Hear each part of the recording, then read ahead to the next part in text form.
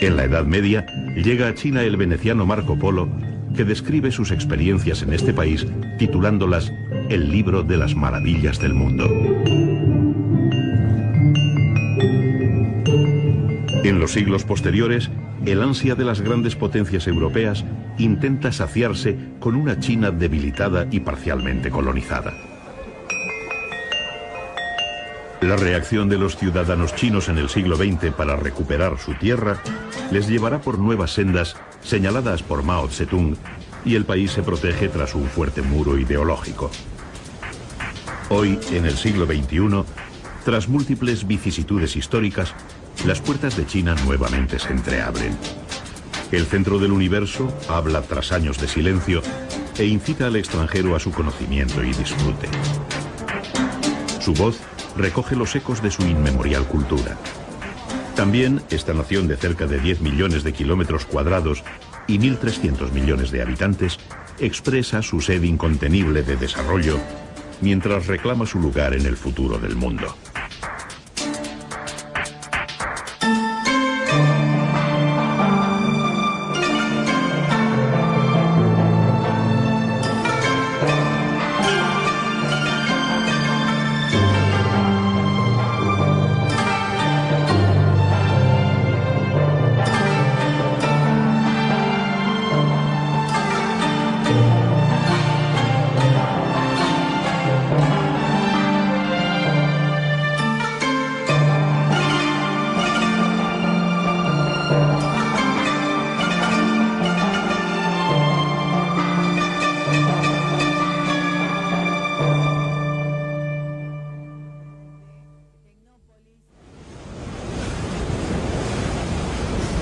El río Yangtze, o Azul, tiene el privilegio de ser para los chinos, junto al río Amarillo, uno de los dos ríos de la vida.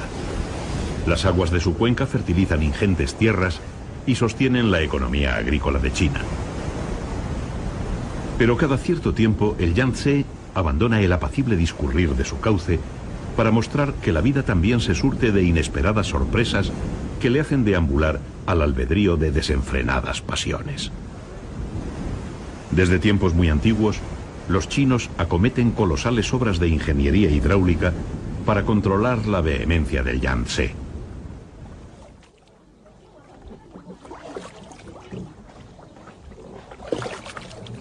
Pacificadas las aguas, una dócil corriente de riqueza inunda de feracidad las tierras.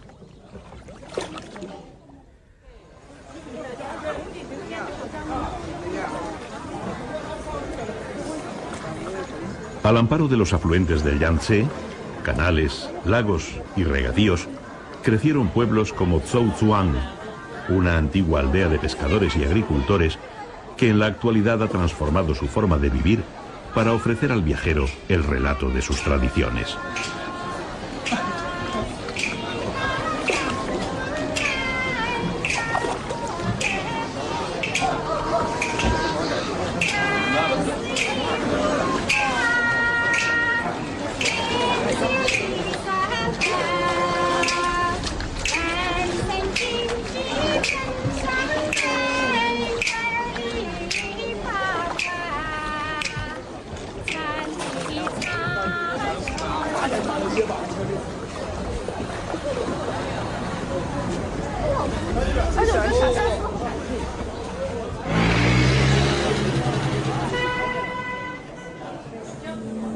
En las casas de Zhouzhuang se puede observar la perfección de las creaciones manufacturadas que componen su ornamentación y mobiliario.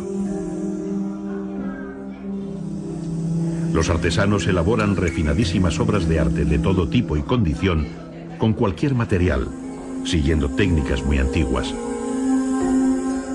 Su gran sabiduría y ante todo gran paciencia recuerdan que nos hallamos en el país de los inventos.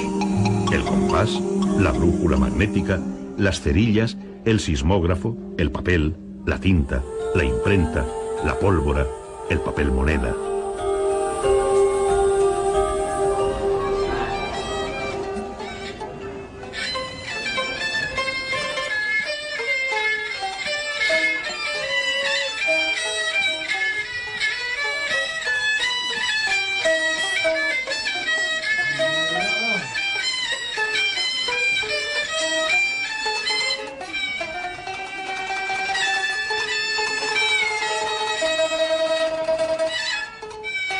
Perdidas en un laberinto de tiempos, las callejuelas de Zhouzhuang susurran los rumores de la vida pasada. El viajero intenta encauzar sus sensaciones entre olores de panecillos, palacios de mandarines, perfumes desconocidos, atmósferas inquietantes, para abarcar lo para él exótico. Lo reconfortante es poder olvidarse de cualquier itinerario, sumirse en el espacio, caminar errante en el dédalo de callejones, dejarse llevar por la corriente de la vida, por el fluir de las aguas.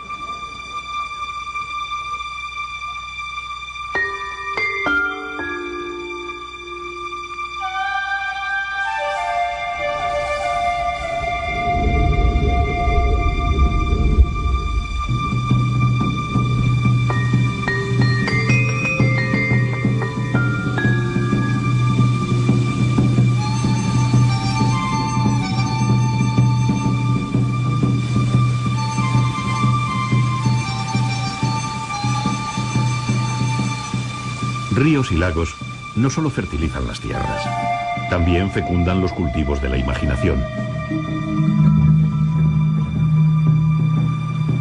Las aguas armonizan el desasosiego de la inspiración y los artistas representan la vida, sublimando la existencia.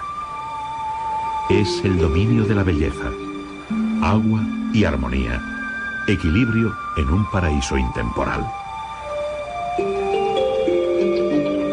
El lago occidental, también llamado lago del arte, envuelve de poesía, silencio y abstracción la ciudad de Hangzhou, entre evocadores nombres como Colina de la Soledad, Pabellón de la Luna de Otoño en el lago tranquilo, Colina de la Piedra Preciosa.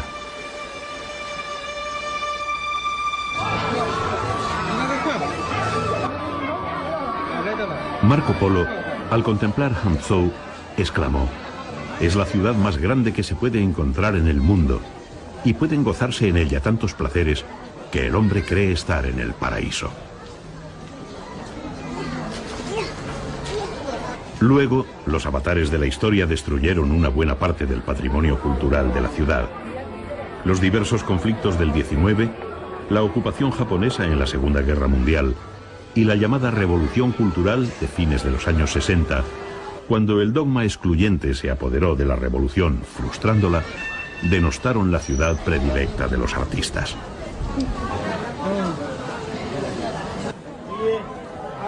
En los años 80, el gobierno de China, del que formaban parte políticos comunistas represaliados por la revolución cultural, se empeñó tenazmente en devolver a Hangzhou lo que el sufrimiento le había arrebatado.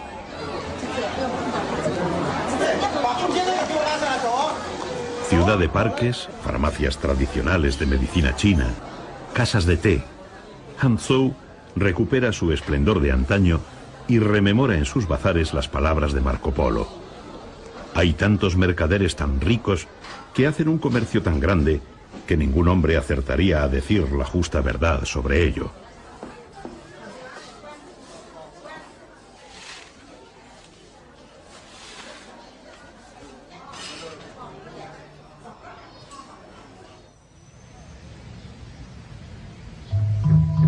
En las cercanías del lago existe un monte que vino por el aire desde la India. Al menos eso dice la leyenda.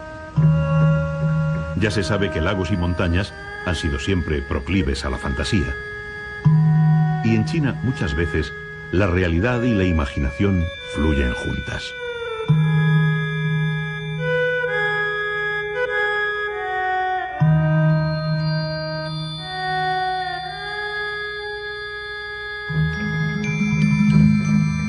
En el Feilai-feng, el monte que llegó volando, la piedra esculpida moldea impresionantes esculturas budistas que verifican la fábula.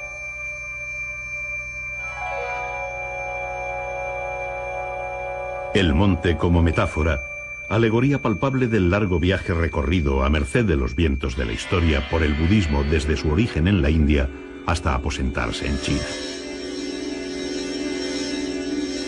El caminante explora los secretos del alma en un mundo agradable y jovial. No es extraño que muchos peregrinos acudan a este lugar, ya que la sonrisa que Buda ofrece invita a la buena suerte.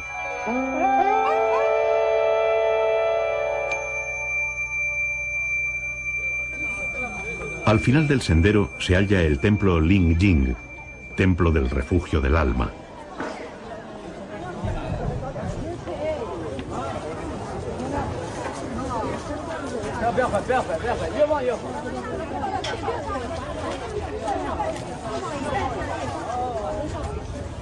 Construido a comienzos del siglo IV y restaurado en numerosas ocasiones, se compone de diversos edificios: el pabellón de los Reyes Celestiales, el precioso pabellón del gran héroe Buda y una pagoda.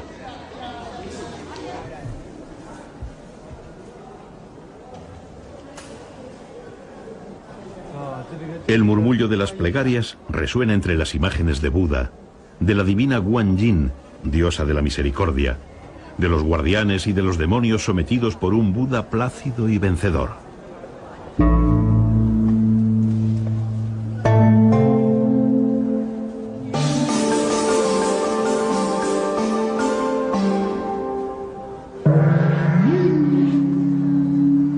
En una arquitectura fuertemente entroncada en la naturaleza, los fieles hacen sus ofrendas para conseguir la iluminación liberadora a través de la moralidad, la meditación y la sabiduría.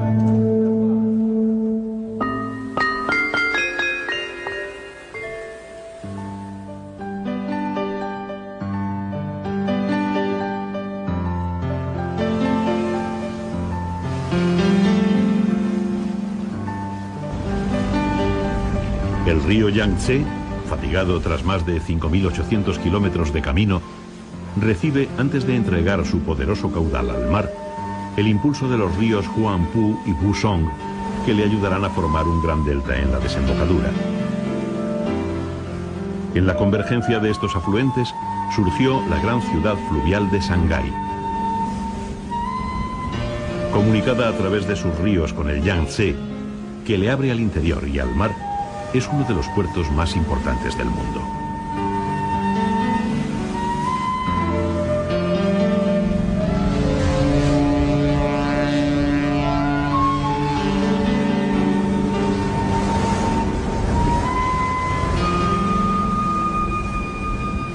Urbe multiétnica, multicultural, novelesca, plena de enigmas y de ansias de vivir, Shanghái siempre fue propensa a cobijar la fantasía de escritores y cineastas.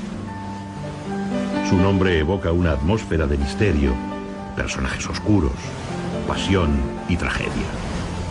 La Dama de Shanghái, El Expreso de Shanghái, Orson Welles y Joseph von Estenberg y sus amadas Rita Hayworth y Marlene Dietrich colaboraron a teñir de intriga y sensualidad el nombre de la ciudad. Ficción y realidad se entreveraron en los muelles y en las calles, que guardan la huella de los aventureros sin fortuna, marinos, soñadores clandestinos, revolucionarios, espías, falsos aristócratas, comerciantes, agentes de servicios secretos, gángsters, cantantes, artistas, que vagaron por Shanghái en busca de saciar su insatisfacción de la vida.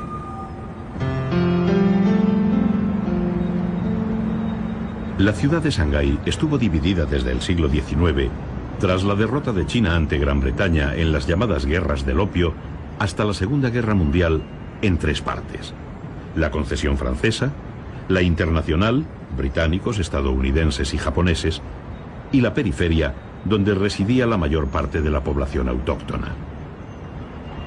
La aduana de Shanghái durante este periodo queda bajo el mando de los extranjeros, que tienen su propia policía y solo pueden ser juzgados por las autoridades de sus respectivos países y no por la justicia china. La etapa colonial fue especialmente amarga para los ciudadanos chinos de Shanghái. A comienzos del siglo XX, en uno de los jardines de la ciudad, el parque Huangpu, podía leerse un oprobioso cartel que prohibía la entrada en el recinto a perros y a chinos.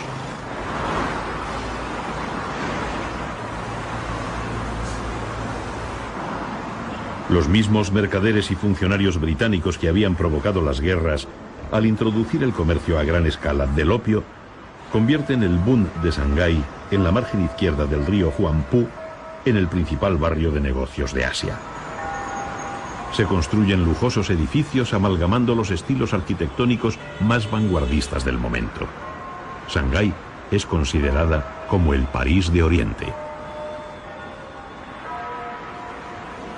Las 3 primeras décadas del siglo XX se convierten en los años más convulsos de la ciudad. Entre casas victorianas, rascacielos, bancos, lujosos hoteles, salas de fiesta, se mueven intriga, dinero, violencia y la asombrosa cantidad de 30.000 prostitutas, muchas de ellas confidentes o agentes secretos.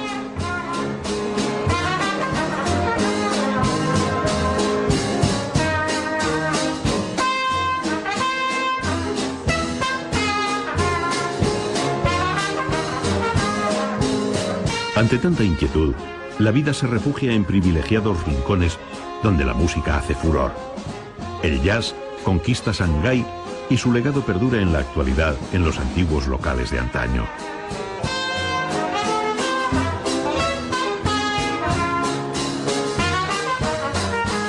Orquestas chinas de gran prestigio internacional amenizan las veladas de Shanghái. El jazz cura las heridas de la época colonial, vinculando la ciudad del pasado con la del esperanzador futuro.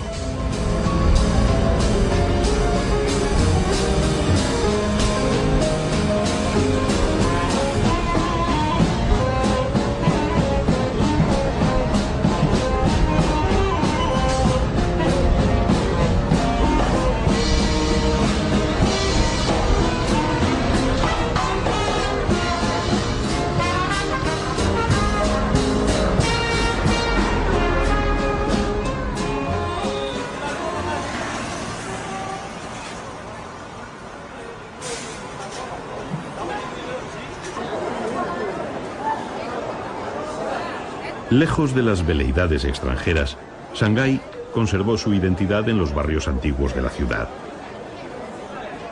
En lugares como el Jardín Yu, también llamado del Mandarín, se reunían sociedades secretas como la de los Puñales, que fraguaron diversas rebeliones contra el dominio de las potencias de Occidente. El jardín, al margen de conspiraciones pasadas, es un remanso de paz. Dragones, que simbolizan la buenaventura, animales mitológicos, guerreros ancestrales, protegen el recinto.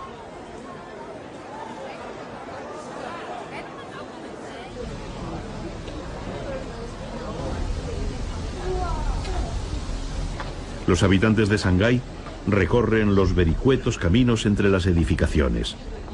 El jardín, como la vecina casa de té en medio del lago, ha tenido sumo cuidado en dotarse de un diseño zigzagueante que les libra de los espíritus malignos, ya que, según dice la tradición, estos solo pueden desplazarse en línea recta.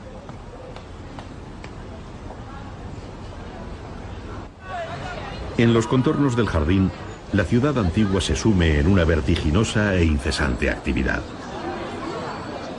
El templo de los dioses de la ciudad, convenientemente restaurado, se ha transformado en un gigantesco bazar donde se encuentran raigambre y modernidad.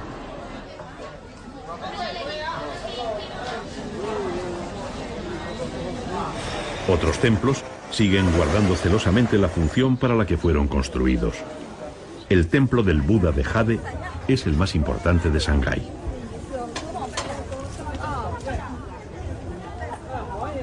Las campanillas que asustan a los espíritus malignos, la efigie de un Buda triunfante sobre los demonios y las esculturas de los guardianes reciben a los visitantes y promueven el fervor religioso.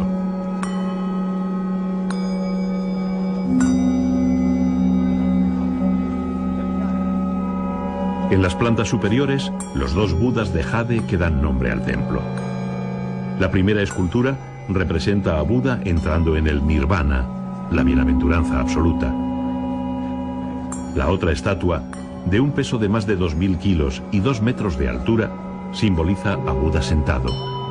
Piedras preciosas se incrustan en las figuras, refinando su peculiar belleza.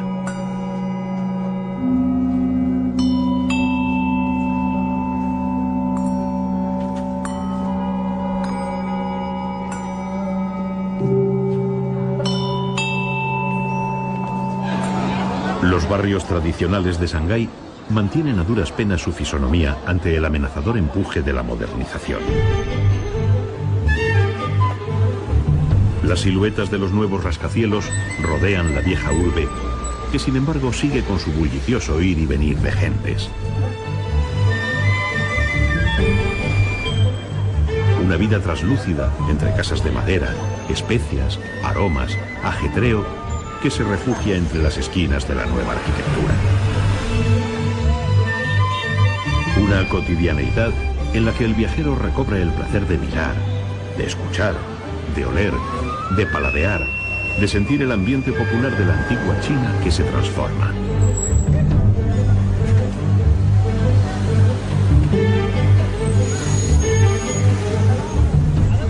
El ansia de futuro también intimida a los antiguos barrios europeos de la ciudad. El distrito francés conserva el urbanismo aristocrático que caracterizó su vida en Shanghái. Paradójicamente, fue en una de las casas de este barrio donde unos jóvenes revolucionarios, entre ellos el auxiliar bibliotecario Mao Tse-tung, se reunieron clandestinamente para fundar el Partido Comunista Chino en el año 1921. Tiempo después, traicionados y perseguidos por sus antiguos aliados nacionalistas del Kuomintang, los comunistas supervivientes de la masacre inician en Shanghái la larga marcha que les llevó a recorrer 23.000 kilómetros del territorio chino.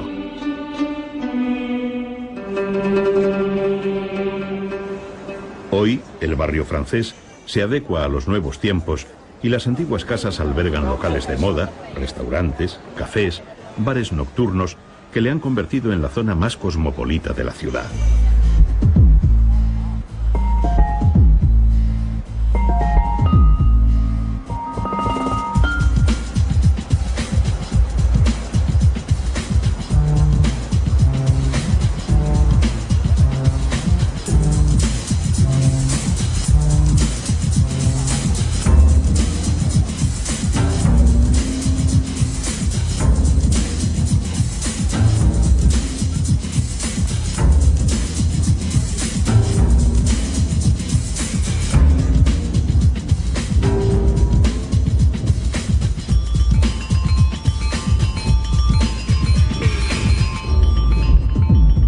Tras tantas vicisitudes pasadas, el protagonismo en el Shanghái del siglo XXI lo acapara su modernidad. Altísimos rascacielos se aprestan para recibir majestuosamente al futuro. Entre todos ellos sobresale la Torre Jin Mao, proyectada en 1989 y terminada en 1998. Con sus 421 metros de altura, es el rascacielos más alto de China y el cuarto del mundo.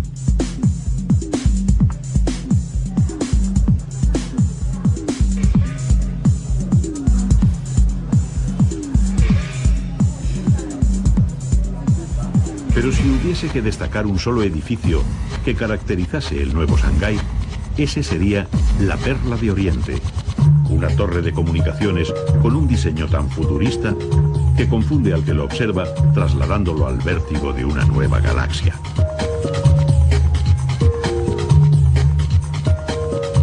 La arquitectura se convierte en símbolo de la nueva China, escaparate de la radical transformación sufrida por el país en los últimos 20 años. Las nuevas generaciones ven con normalidad lo que las antiguas contemplan con incredulidad y sorpresa. El asombro no termina ahí. Shanghái tiene el tren de más alta velocidad del mundo. Ayudado por el magnetismo de sus vías, los vagones prácticamente vuelan.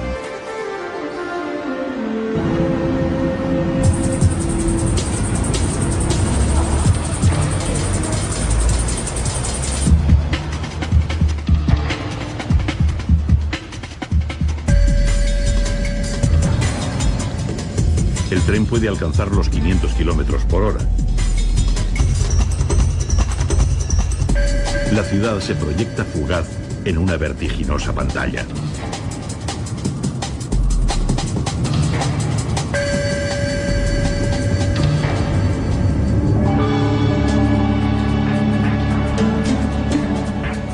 La universalidad de Shanghái no ha menoscabado su carácter, y sus antiguas calles guardan el legado de sus remotas tradiciones junto a la contemporaneidad más radiante. Shanghái es confluencia de espacios y tiempos diversos, ajetreo constante de gentes prestas a disfrutar de la aventura de la vida, lugar de encuentro en el pasado y en el presente de todo tipo de culturas, de músicas, de lenguas, de razas. Shanghái, ciudad de ciudades.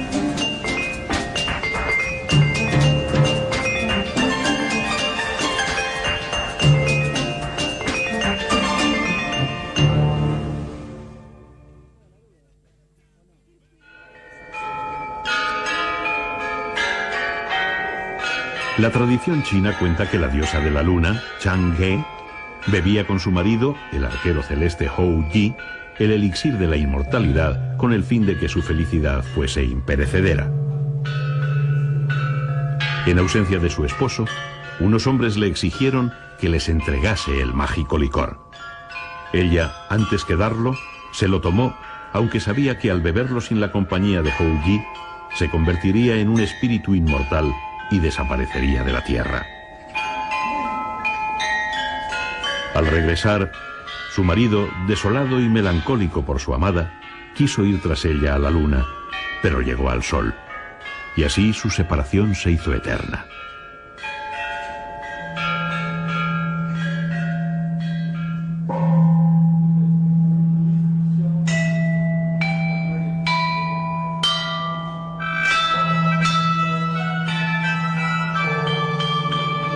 Igual que la luna y el sol, que la diosa Chang'e y Hou Yi, la civilización europea y la china parecen mirarse permanentemente sin poder superar el abismo existente entre ellas.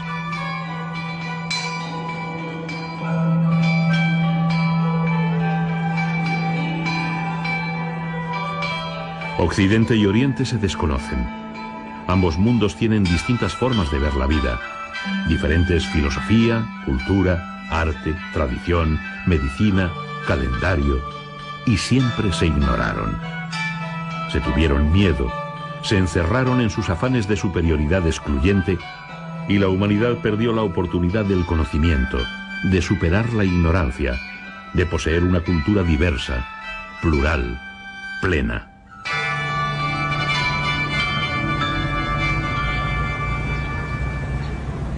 Solo en algunos lugares privilegiados se produjo el encuentro. Uno de ellos es la ciudad de Xi'an, en el interior de China, principio para Oriente o final para Occidente de la ruta de la seda.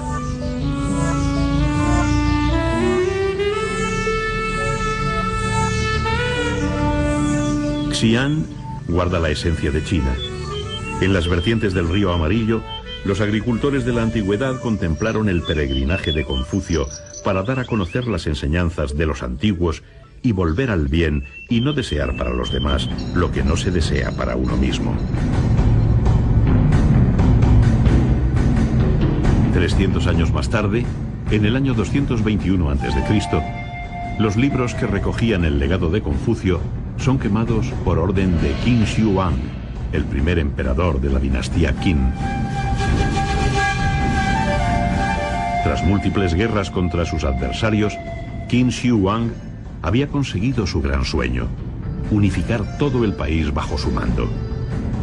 El conquistador termina de construir la primera gran muralla china y utiliza una derivación de su propio nombre para denominar a la gran nación que gobierna, que desde entonces es llamada China. Qin Shi Huang sitúa la capital del imperio en Xi'an. Megalómano y desconfiado, recela de los intelectuales y sepulta vivos a cientos y cientos de escritores. En un reino plagado de progreso material, pero también de terror, el emperador lleva a la paranoia su egocentrismo. Un único pensamiento y una cultura, la de su propio culto.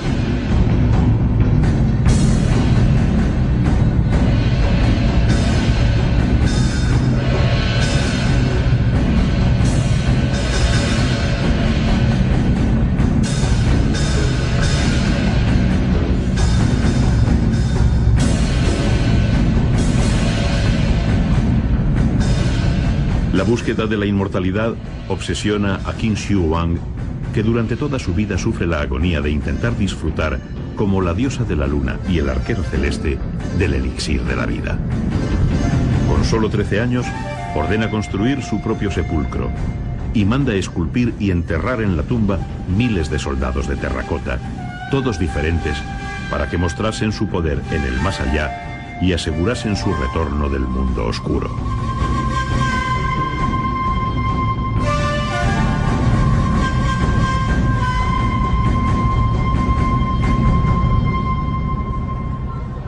El futuro al que quiso controlar le deparó una triste paradoja.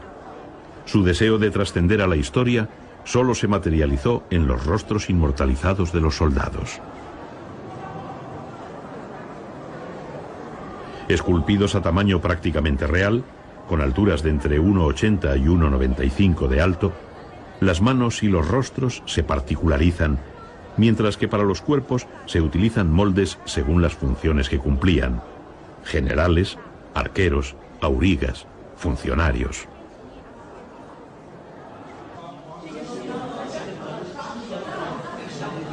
En las esculturas, los rostros, los peinados, las rugosas mangas que delatan el entonces arriesgado oficio de los escribas, la diferencia de calzado, marcan los diversos niveles sociales de la corte que el primer emperador de China hizo representar.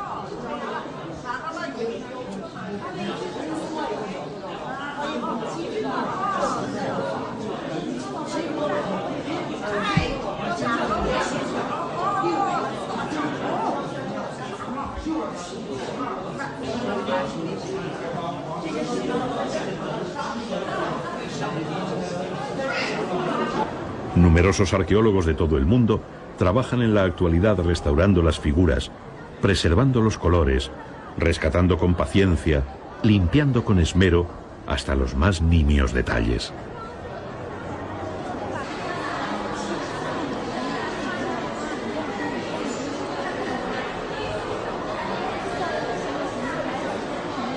Existen expuestas al público 3 grandes fosas que ocupan más de 20.000 metros cuadrados de superficie, con unos 8.000 soldados excavados y decenas de miles de piezas arqueológicas.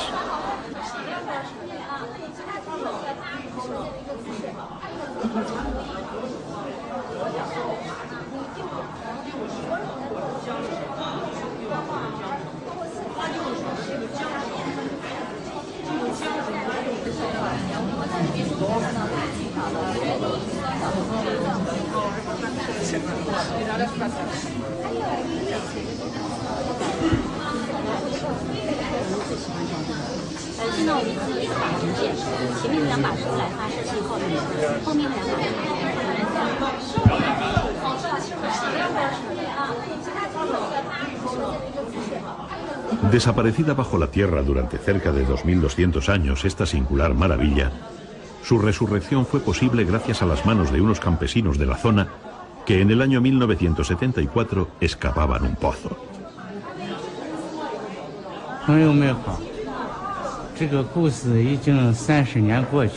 Liu, uno de los labradores, nos cuenta que en aquel año de 1974 una gran sequía había empobrecido la comarca. El trigo no crecía, todo eran pedregales, arena. Pero un día, intentando excavar un pozo, encontraron tierra roja muy dura. Pensando que habría agua, siguieron trabajando y al tercer día descubrieron un trozo de una figura de barro. Creyeron que era un templo de los dioses, pero luego encontraron algunas armas de bronce. Podían haberlo vendido, pero consideraron que su deber como campesinos era entregarlo a las autoridades para legarlo al país.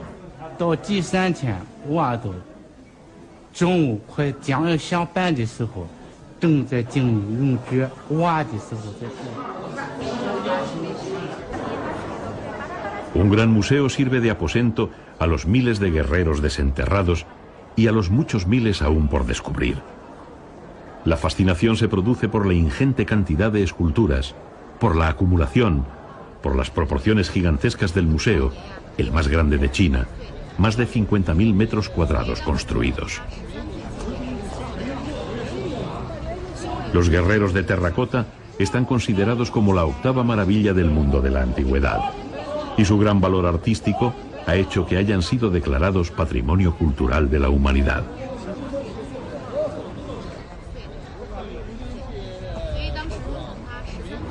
A lo largo de los siglos, Xi'an alterna épocas de gran esplendor con silencios y olvidos en los que duerme sumida en pasados sueños de mitos y fábulas. La torre de la campana, a cuyo sonido se abrían al amanecer las puertas de las murallas, rememora con sus graves tañidos los avatares de la historia.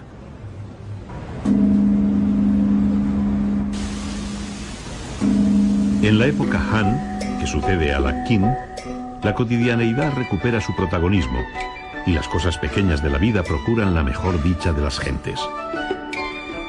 En esta era se elabora la teoría de los 5 sabores en la cocina: dulce, amargo, picante, salado y ácido. La búsqueda del equilibrio y la armonía entre ellos caracteriza la gastronomía china.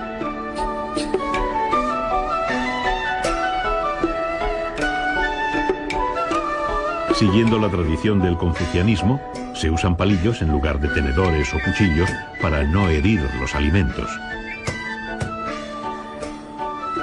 Y la pasta, esta masa de harina que transformada en fideos, macarrones, ravioles, canelones, espaguetis, se convierte en suculenta comida, es, según dicen los chinos, un invento propio que a través de las rutas comerciales llega a Italia y desde allí se populariza en Occidente. Dudar de que ello fue así es para los habitantes de China una demostración de incultura.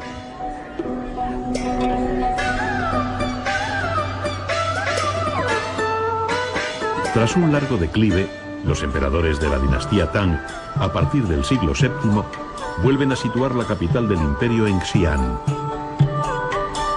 La ciudad se convierte en el vértice de una China extensísima que ha añadido a sus dominios tradicionales los territorios de Siberia, Corea, Afganistán y Vietnam.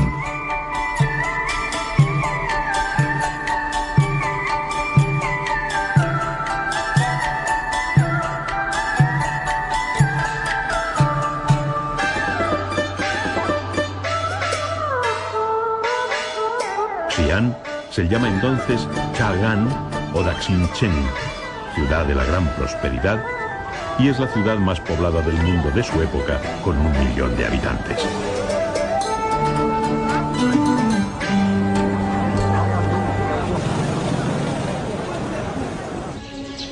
Lo que ampara la gran riqueza de la ciudad es el comercio, el intercambio de mercancías, de ideas, la mezcolanza.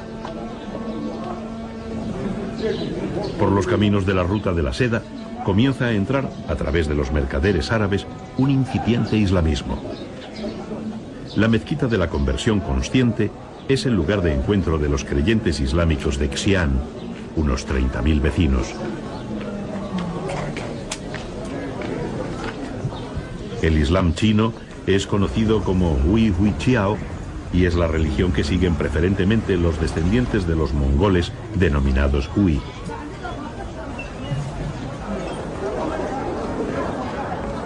Esta minoría étnica agrupa a unas 100 millones de personas en todo el país.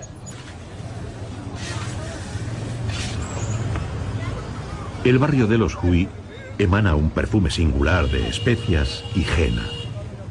La gastronomía guarda una cierta diferencia con la tradicional china y emparenta con los gustos árabes.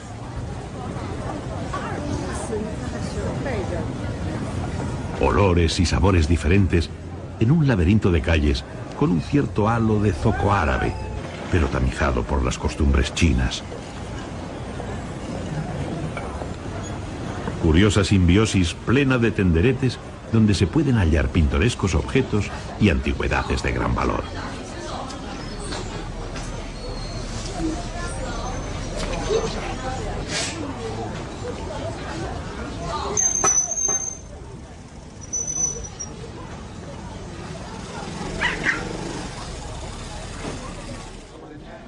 También diversas corrientes cristianas, como el nestorianismo, dejan su huella en Siam, como atestigua la escritura de las estelas. Pero es el budismo, arraigado desde tiempos muy antiguos en la India, el que se abraza indeleblemente a China. Conocido con anterioridad por los chinos, es en la época Tang cuando alcanza su máxima expansión, prendiendo definitivamente en sus sentimientos.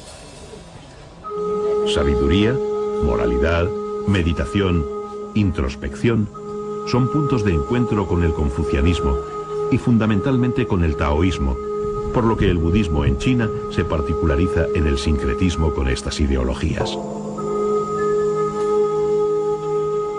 La pagoda de la Gran Oca Salvaje se construye para homenajear el regreso del monje chino Xuanzang de su solitario peregrinaje a la India. Vuelve a China repleto de estatuas, manuscritos y reliquias. Pasará el resto de sus días traduciendo los textos de las cerca de 1000 obras que ha traído de su viaje. La Gran Pagoda pronto se erige en la más relevante escuela de traductores de textos sagrados de China.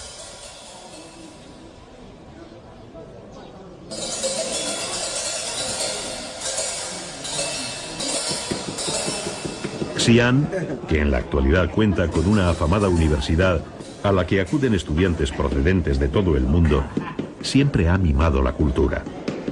En el Museo Provincial se guardan las estelas de piedra en las que están grabados los textos clásicos y lápidas con diferentes escenas.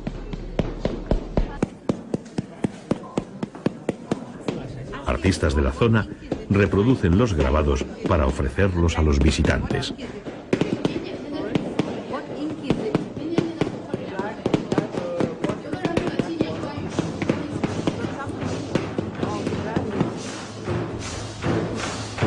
La Torre del Tambor, construida como la de la campana a fines del siglo XIV, ordena con sus sones el cierre de la muralla al atardecer. Xi'an dejó de ser capital del imperio tras ese tiempo, pero su crepúsculo político iluminó el recuerdo de su esplendor. A su luz acuden hoy multitud de viajeros que disfrutan de su pasado y del presente. La pátina de la historia desprende prosperidad.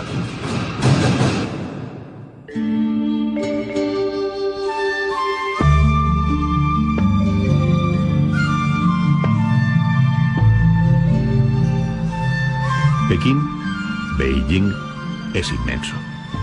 Todo es enorme, inabarcable, de dimensiones descomunales. Un territorio proclive a la épica, a los grandes hechos, a la permanencia.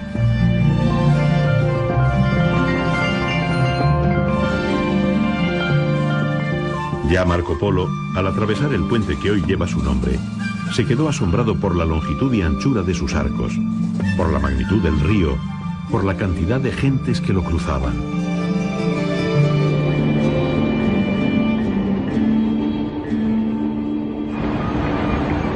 Su municipio se extiende a lo largo de casi 17.000 kilómetros cuadrados. 200 kilómetros cuadrados constituyen su centro urbano. La ciudad cuenta con 15 millones de habitantes. Las temperaturas son extremas y se mueven entre los 10 grados bajo cero en invierno a los 38 o 40 sobre cero en verano.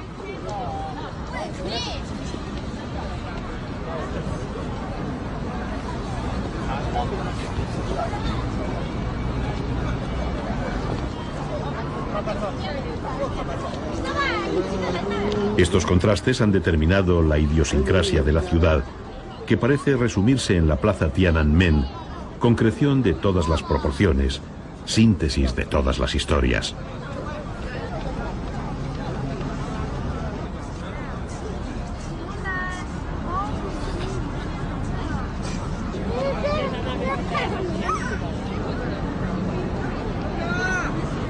En su perímetro, el mayor de cualquier plaza del mundo, se unen el colosalismo con la sensibilidad, las grandes gestas con la minuciosidad, la historia con lo actual. Y en ella, los habitantes viven, charlan, debaten, se divierten, acoplando su cotidianeidad a su devenir diario sin dejarse abrumar por tantas proporciones.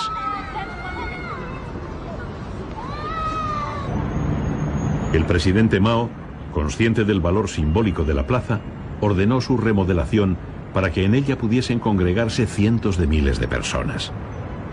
Quizás quiso con ello mitigar la perenne sombra que sobre el asfalto de la plaza proyecta la ciudad prohibida, el universo cercado de los emperadores que quisieron aislarse del mundo para construir un gran imperio desde sus deseos.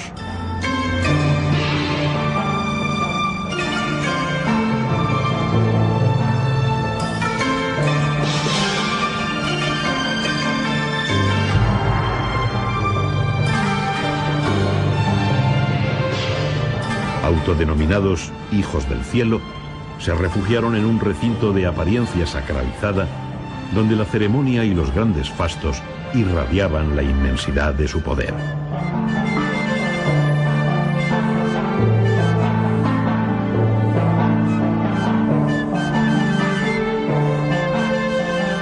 Las dimensiones son espectaculares. 720.000 metros cuadrados de extensión, de ellos 150.000 construidos. Fue la dinastía de los Ming la impulsora de tan magno proyecto.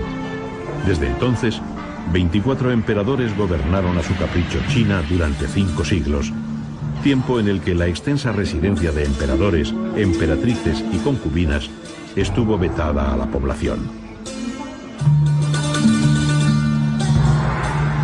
890 palacios y más de 9.000 habitaciones componen el recinto cortesano más grandioso del mundo.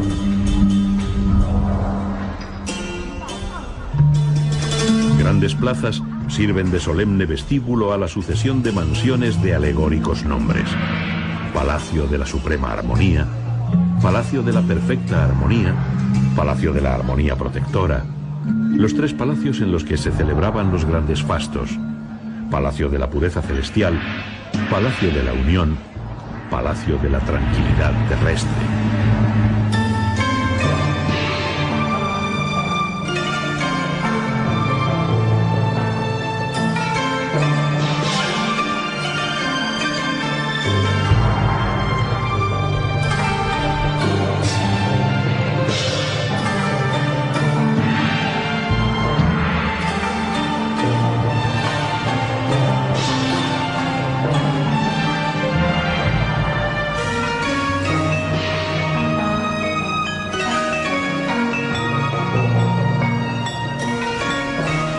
En los jardines, expertos artesanos conjugaron naturaleza y mitología para crear un ambiente agradable, inmerso en espacios misteriosos y enfáticos que recuerdan su pertenencia a los dominios del omnipotente emperador.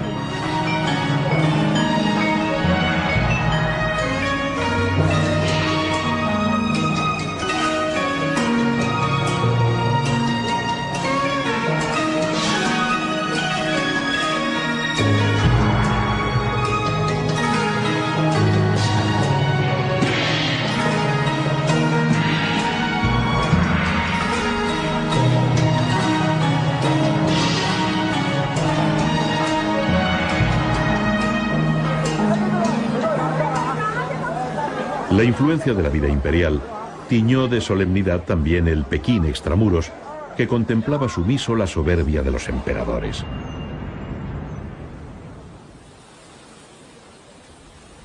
Pero los tiempos cambiaron.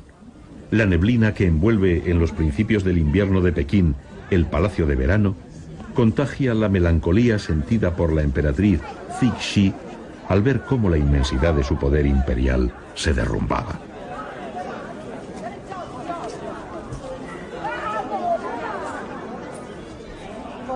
En 1888 manda reconstruir el antiguo palacio, residencia de los emperadores durante los veranos, que había sido saqueado y derruido por las tropas anglo-francesas.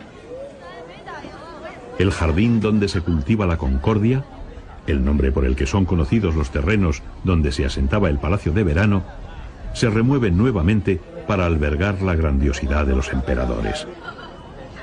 Saqueado otra vez por el ejército colonial en 1900, el capricho de la emperatriz ordena que se rehaga de nuevo.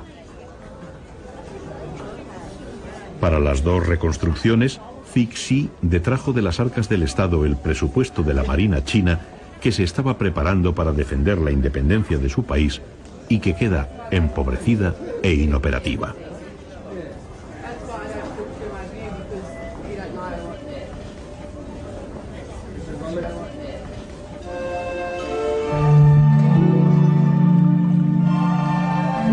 En el lago del palacio, desde un espejo situado en el barco de piedra, a la emperatriz le mareaba navegar, Cixi contempla las aguas e imagina conquistar los mares, remontar los tiempos, mientras su mirada nostálgica se pierde en la montaña cercana, la colina de la longevidad milenaria.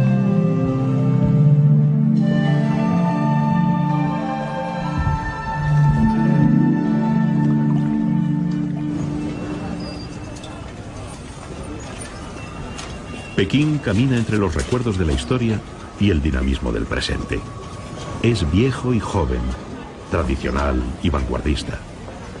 Antiguas costumbres se refugian en el rincón de lo pintoresco ante el pujante avance de lo nuevo.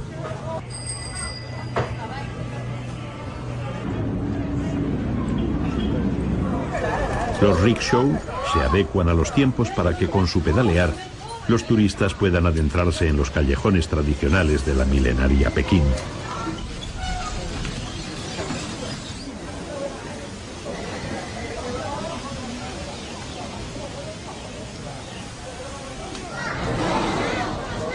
Barrios hoy en retirada ante el empuje de un urbanismo más amplio, limpio y ordenado. Muchas cosas en Pekín van dejando de ser lo que eran, pero todavía en algunos rincones la sorpresa del pasado espera al viajero. Lejos de las delicias de la comida china de los restaurantes, los puestecillos callejeros ofrecen rica comida a precios bajos.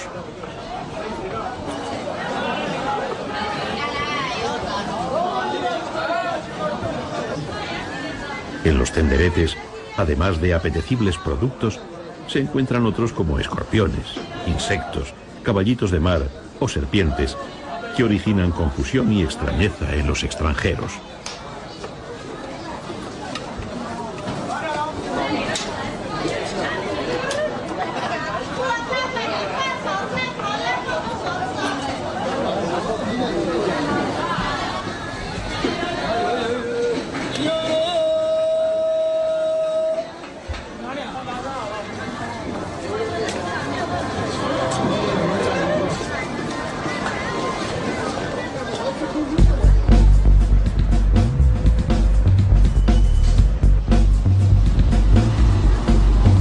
¿Qué más da que el gato sea blanco o negro?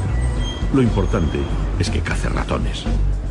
Esta frase es repetida constantemente por los chinos ante la pregunta de qué sistema económico practican. La convivencia de una simbiosis comunista-capitalista supuestamente contradictoria no parece preocupar a los habitantes del inmenso país.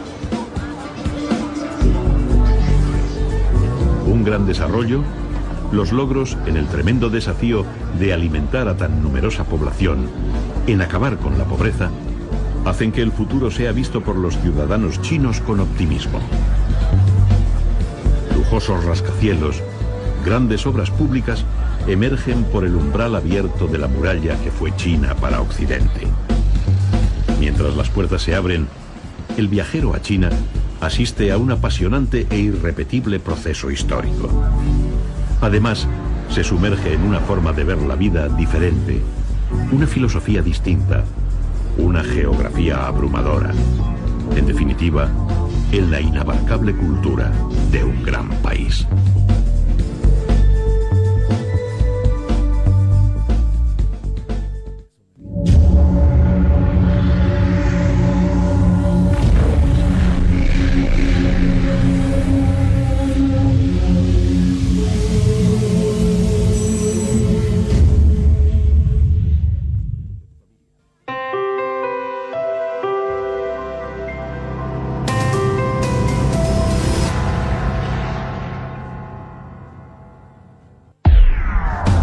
Radio Latina te informa con los mejores periodistas. Ari Paluch. En la Edad Media llega a China el veneciano Marco Polo, que describe sus experiencias en este país titulándolas El libro de las maravillas del mundo. En los siglos posteriores, el ansia de las grandes potencias europeas intenta saciarse con una China debilitada y parcialmente colonizada. La reacción de los ciudadanos chinos en el siglo XX para recuperar su tierra les llevará por nuevas sendas señaladas por Mao Zedong, y el país se protege tras un fuerte muro ideológico. Hoy, en el siglo XXI, tras múltiples vicisitudes históricas, las puertas de China nuevamente se entreabren. El centro del universo habla tras años de silencio e incita al extranjero a su conocimiento y disfrute. Su voz recoge los ecos de su inmemorial cultura. También esta nación de cerca de 10 millones de kilómetros cuadrados y 1.300 millones de habitantes expresa su sed incontenible de desarrollo mientras reclama su lugar en el futuro del mundo. Presas que le hacen deambular al albedrío de desenfrenadas pasiones.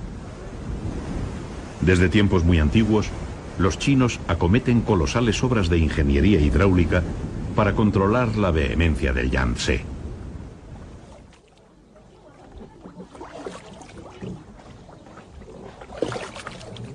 Pacificadas las aguas, una dócil corriente de riqueza inunda de feracidad las tierras.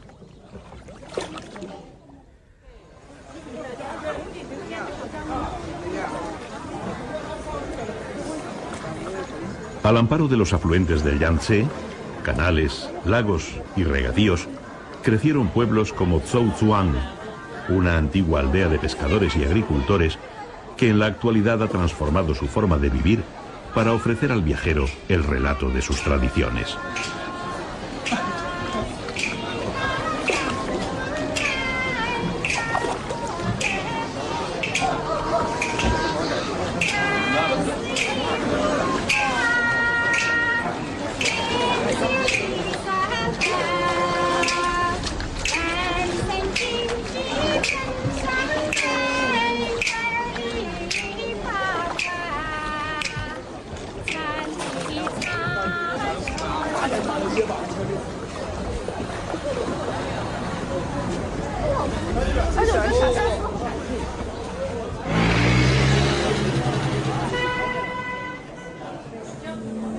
En las casas de Zhouzhuang se puede observar la perfección de las creaciones manufacturadas que componen su ornamentación y mobiliario. Los artesanos elaboran refinadísimas obras de arte de todo tipo y condición con cualquier material, siguiendo técnicas muy antiguas. Su gran sabiduría y ante todo gran paciencia recuerdan que nos hallamos en el país de los inventos. El compás, la brújula magnética, las cerillas, el sismógrafo, el papel, la tinta, la imprenta, la pólvora, el papel moneda.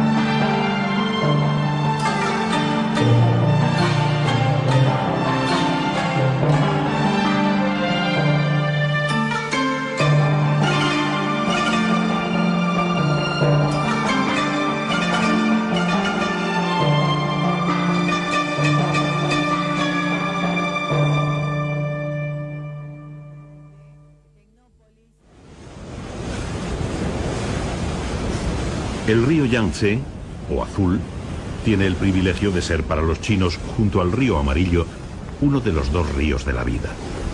Las aguas de su cuenca fertilizan ingentes tierras y sostienen la economía agrícola de China.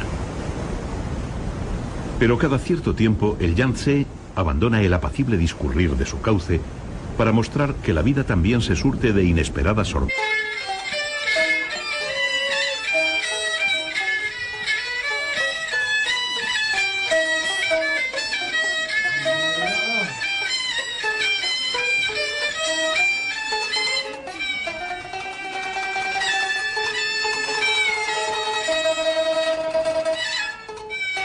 Perdidas en un laberinto de tiempos, las callejuelas de Zhouzhuang susurran los rumores de la vida pasada. El viajero intenta encauzar sus sensaciones entre olores de panecillos, palacios de mandarines, perfumes desconocidos, atmósferas inquietantes, para abarcar lo para él exótico. Lo reconfortante es poder olvidarse de cualquier itinerario, sumirse en el espacio, caminar errante en el dédalo de callejones, dejarse llevar por la corriente de la vida, por el fluir de las aguas.